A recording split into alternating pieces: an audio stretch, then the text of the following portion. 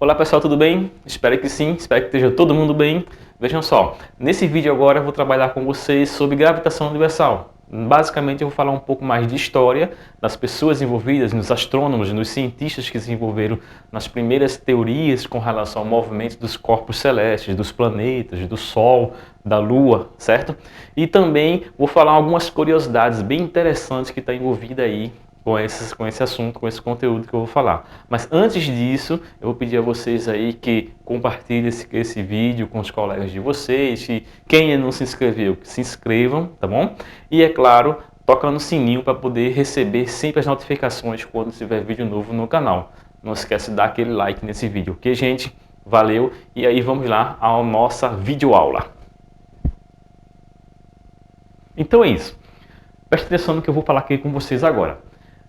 Gravitação universal, né? Estudo dos movimentos dos corpos celestes. Há muito tempo, os brilhos, né? As luzes que aparecem no céu, sempre chamou a atenção do homem, sempre chamou a atenção da humanidade, em entender, em saber como é que, o que são esses corpos e como eles se movimentam, né? E aí, é claro, para ajudar em todas as atividades, utilizaram essas ideias para ajudar em todas as atividades humanas da época, desde os primórdios, dos primeiros indícios de civilização humana.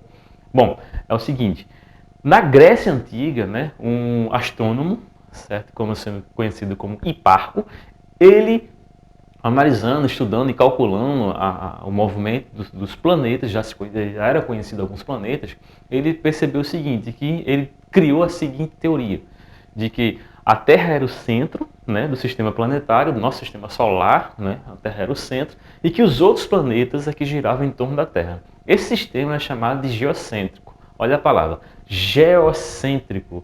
Geo de terra, né, e centro, como a Terra sendo o centro do sistema planetário, do nosso sistema planetário ou sistema solar, né? Inclusive o Sol girava em torno da Terra. Bom, aí veio Aristarco de Samos e disse o seguinte, não, Aristarco de Samos, ele disse para a gente o seguinte, que não era a Terra o centro do universo, e sim o Sol que era o centro do nosso universo, mas na verdade o centro do nosso sistema planetário, né, do nosso sistema solar, com o Sol sendo no centro e os outros planetas girando aí em torno do Sol. Bom, isso aí aconteceu no século II a.C., né? Essa ideia de que é chamado de heliocêntrica, por que heliocêntrica? Heliocentrismo, porque o Sol era o centro do universo, né? Centro do sistema planetário, com os outros planetas girando, de Aristarco de Samos, mas ninguém acreditou, ninguém deu fé, ninguém acreditou nessas ideias. E veio Cláudio Ptolomeu, né? Pelos anos de Alexandria também, já no século II, Alexandria do Egito, Cláudio Ptolomeu, ele consagrou, ele confirmou, ele provou naquela época, na verdade, o sistema geocêntrico, né, de que a Terra que era o centro e que os outros planetas, e inclusive o Sol, girava aí em torno da Terra. Baseado em quê? Baseado em que o homem é que era o centro do universo e não o Sol, como a gente entende hoje, tá? E é claro, somente aí no século XVI, né? Somente no século XVI já apareceu aí um astrônomo polonês, né? Ele era um cônego, certo? Chamado Nicolau Copérnico, que voltou às ideias do heliocentrismo, né? As ideias de Aristarco de Samos, de que o centro do sistema planetário era o Sol e que os outros planetas giravam em torno do Sol. Só que as ideias de Copérnico, basicamente, para a gente entender melhor, ele diz o seguinte, que os planetas giravam, né, em forma de círculos perfeitos. Bom, e aí o que aconteceu? Tycho, né, chamado Tycho Brahe, né, ele estudou as ideias de Copérnico, confirmou essas ideias de Copérnico, o heliocentrismo, o Sol no centro do universo, os outros planetas girando em torno dele, e também, além disso, ainda confirmou que a nossa Lua girava em torno da Terra. Veja que isso, poucos planetas eram conhecidos na época, né? E estudando, calculando, né, essas ideias de Nicolau Copérnico, do heliocentrismo, que é o que a gente aceita hoje, o Sol como centro do sistema planetário, nosso sistema solar, né? Veio aí o Johannes Kepler, que apenas ajustou as ideias de Nicolau Copérnico, que os planetas giram em torno do Sol, mas não num círculo perfeito apenas. Além de outras ideias e cálculos envolvidos nesse movimento, ele afirmou que os planetas giravam como se fossem elipses. O que são elipses? São ovais, né? A trajetória de movimento dos planetas em torno do Sol não era um círculo perfeito, e sim uma elipse, que é um desenho, né, em forma de ovo, umas ovais, tá bom? E pouco tempo depois aconteceu o quê? Apareceu aí Isaac Newton, que é um dos principais, né, historiadores não, mas físicos, astrônomos envolvidos nesses estudos, que elaborou a teoria da gravitação universal. Então ele chegou lá e amarrou todas essas ideias do heliocentrismo que a gente entende até hoje, né, de que o Sol é o centro do universo, e do sistema planetário, que os outros planetas é que se giram em torno do Sol no formato de uma elipse, e obedecendo as leis, né, as 13 leis de Kepler, e também a lei da gravitação universal. O que eu vou passar para vocês agora são as curiosidades envolvendo aí esses assuntos, né? Dá uma olhadinha nessa imagem, você vai observar o quê? Aí estão círculos que está representando o quê? Comparando o tamanho dos planetas. Observa Júpiter em comparação à Terra. Vamos olhar para a Terra, um círculo que representaria mais ou menos o tamanho da Terra, em comparação aos outros planetas, inclusive o planeta Plutão, que deixou de ser um planeta, né, e passou a ser um planeta anão. Eu vou falar daqui a pouco com você sobre isso. Então, o que é que ele diz aí? Ó, ele está mostrando para a gente o Júpiter, né, o tamanho de Júpiter, o tamanho de Saturno, o tamanho de Urano, Netuno, e observa os tamanhos dos outros planetas, comparando aí um com o outro. Veja como Plutão, ele é bem pequenininho em comparação a Júpiter. Dá uma olhadinha nessa outra imagem. A gente vai ver aí os planetas rochosos, eles são classificados, né, são entendidos características dele. São planetas que têm a sua formação rochosa, né, o planeta Terra, o planeta Vênus, o planeta Marte, Mercúrio e também o Plutão. Tá vendo? Então, Plutão também, ele é também classificado, entendido como um planeta rochoso. Comparado os tamanhos deles, vê que interessante o tamanho desses planetas, né? A Terra é bem maior que Marte, e quase o mesmo tamanho de Vênus. Mercúrio é menor, né? Plutão está aí, ó, certo?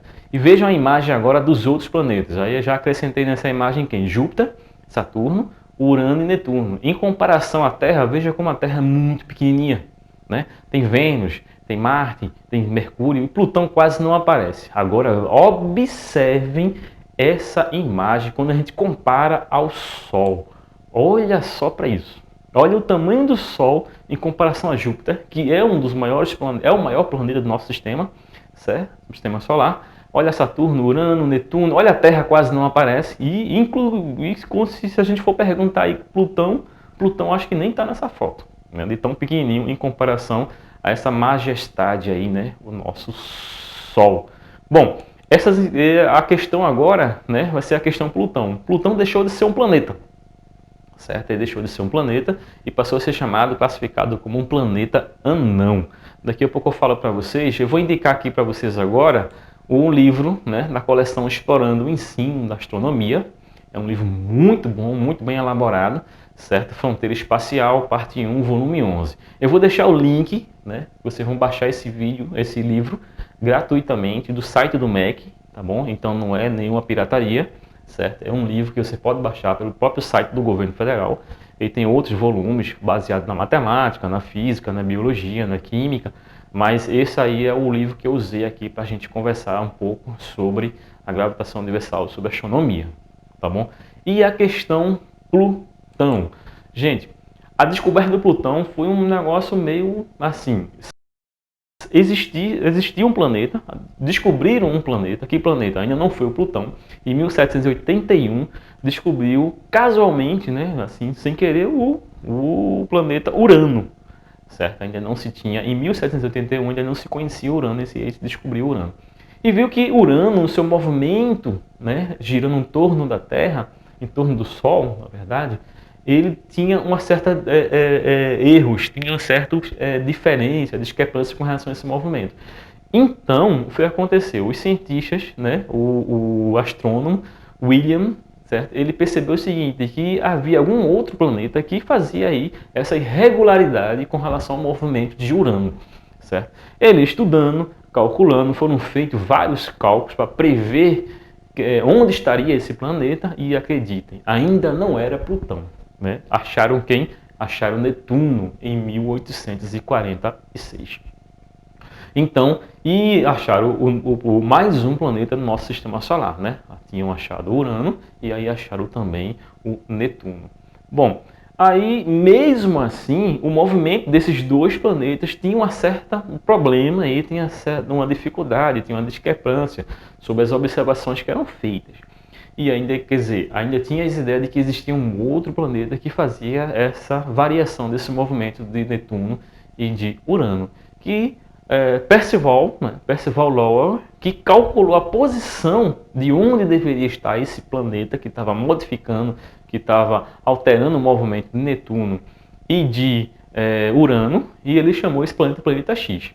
Foi quando aí em 1930, já, né, próximo aqui às datas da gente, foi descoberto aí o planeta Plutão, onde Percival já tinha previsto onde ele estava, né? E foi uma questão de sorte que Clyde, né, um outro astrônomo, ter descoberto aí esse planeta, o Plutão, como é que chama? Percival, né, que descobriu o planeta X, estava calculando o planeta X, e ele percebeu que existia, ele não conseguiu enxergar nas fotos que eles conseguiam tirar na época desses planetas, do planeta Plutão, mas aí por uma questão de sorte, Clyde achou em 1930 esse planeta, o planeta Plutão.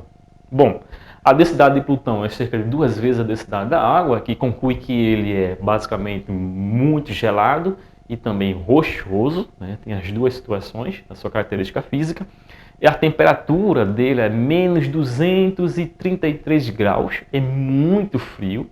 E além do mais, a órbita dele é uma órbita assim, muito excêntrica, ele é muito oval e é um pouco inclinado em relação aos outros planetas. Como assim? Se eu colocando o Sol no centro do nosso sistema planetário, no sistema solar, os outros planetas girando num disco, né, o que é que vai acontecer? Plutão gira um pouco inclinado. Né? Plutão, observando nessa posição, olhando o Sol aqui, os planetas girando, né? Plutão, um momento ele vai estar na parte superior em relação ao Sol, e na parte de baixo em relação ao Sol. Essa situação de baixo em cima no universo é um pouco complicado, dependendo, claro, do referencial. Né? Eu estou olhando o Sol, os planetas girando, e aí Plutão vai fazer esse movimento, tá? E um pouco inclinado.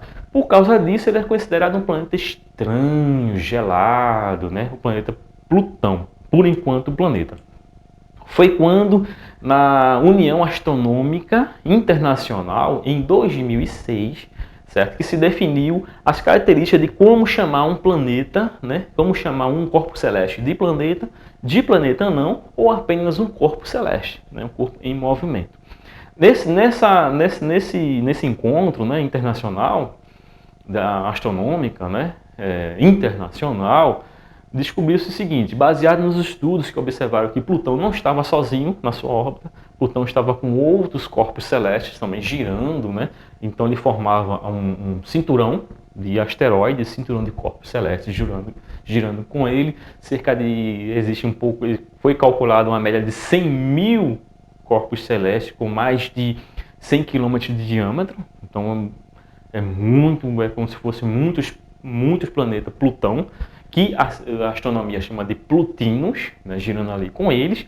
E aí seguiu o seguinte: para que um corpo celeste seja um planeta, existem 3 características básicas. Primeiro, que ele seja dominante na vizinhança da sua órbita, ele seja sozinho. Não é o caso do Plutão. Plutão está girando com outros corpos celestes. Tenha massa suficiente, né, para que eles tenham a situação de ser redonda, né? E além do mais, esteja em órbita em torno do Sol. E essas 3 características, né, é que determina o que é um planeta e o que não é um planeta. Quando não é um planeta, né, ele pode ser classificado como planeta não, como é o caso de Plutão. Ele não pode ter a situação de que de ele estar sozinho, né? Se ele não estiver sozinho, ele já deixa de ser um planeta e aí ele passa a ser o quê? Ou um corpo celeste ou um planeta não. E para ser um planeta não, não ter limpado a vizinhança, né, da sua órbita e não ser um satélite de um outro planeta, né, de não ser uma lua. É o caso dessa situação. Caso contrário a esse, se não for um planeta, se não for um planeta não, eles são classificados como o quê? Pequenos corpos celestes do nosso sistema solar. Observe que eu estou falando do nosso sistema solar, tá, gente? Eu estou falando do Sol, planeta girando e, é claro, o nosso planeta anão, né, que gira anômalo, estranho, de forma aí inclinada em relação ao Sol. Bom, eu espero aí que vocês tenham gostado, né, dessa videoaula. E na segunda parte relacionada à gravitação, eu vou trabalhar aí também as 3 leis de Kepler, Johannes Kepler, tá bom? E aí, até a próxima videoaula.